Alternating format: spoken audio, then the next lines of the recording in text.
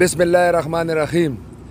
زه د پیرپیای د ویلج کونسل ممبر جرنل کونسلر شمشاد خبره کومه. دا زمونږ د پیرپیای دا نالی دي، دا ډکې دي او زمونږ د نوخار ایډي صاحب چې کوم دی هغه بېغورم دی او هغه دی ته وایي چې بهی تاسو شپی نشئ کولی.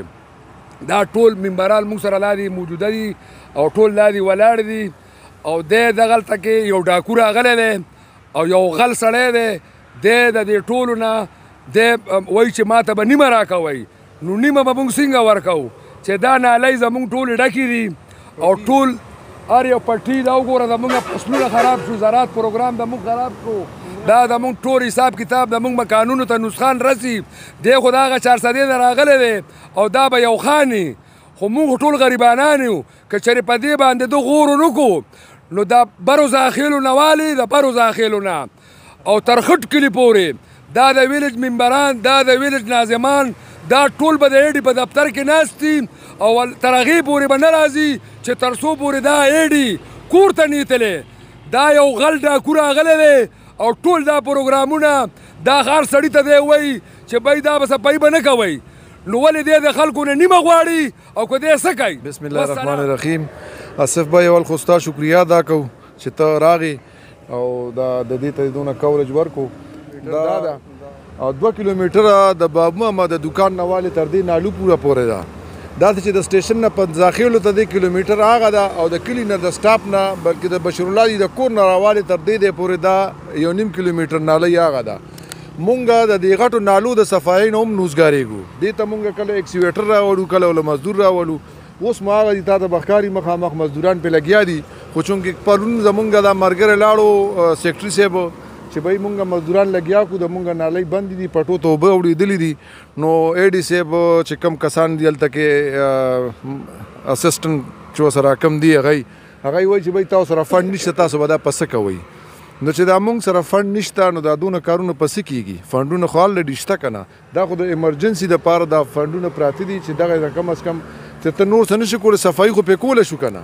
نو هغه وایي چې تاسو به صفایي هم نه کوئ. نو اخر مونږ ته یو لار وښیئ چې مونږ به څه کوو. د شمشاد خبره چې بس بیا دې مونږ دا چې څونه ممبران دي به دا ټول د کور کښېني یو ایډي دي بس په خپله ذموالي چې زه پوه شه او د ما کار پوه شه. نو چې بیا هغه کوي نو بس چې خلک راځي مونږ به ډایرکټ هغه ایډي ته ورلیږو، زمونږ به پکې څه کار نه وي. نو چې زمونږ ذمواري نو مونږ ته خو دا وګوره دا لاندې خټې دي، دا خټې دي، هغه خټې دي، داسې زه تر هغه سره پورې.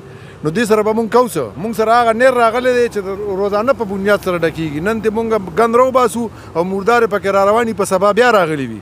نو د دې مونږ هغه ته دا ریکویسټ کوو چې دا سیسټم مونږ ته سم کا، تر کومې به مونږ دا جګړې تا سره کوو. والسلام الرحمن الرحیم.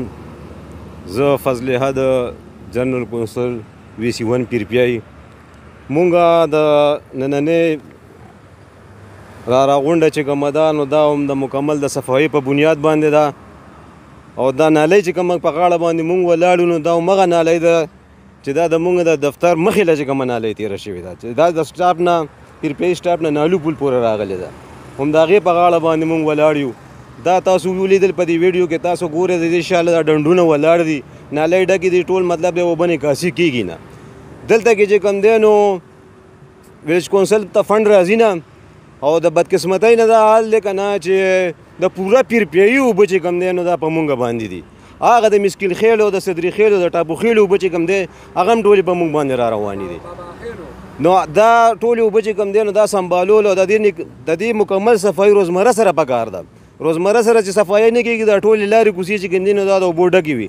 اول زمونږ د خوړ پوزیشن ډېر بد حال دی، آنه جانب خو به ډېر مشکله شوله. نو د دې په بنیاد باندې مونږ د ایډي صاحب نه د دې خبرې یو خواست کوو چې آیا مونږ سره مکمل تعاون په دې کې باندې کوئ او که چېرې تاسو مونږ ته فنډ نه راکوئ او د هغې نه بیا به مونږ احتجاجي طور چې کوم دی نو مجبوره شو او ستاسو د دفتر مخې له به بیا ناست یو.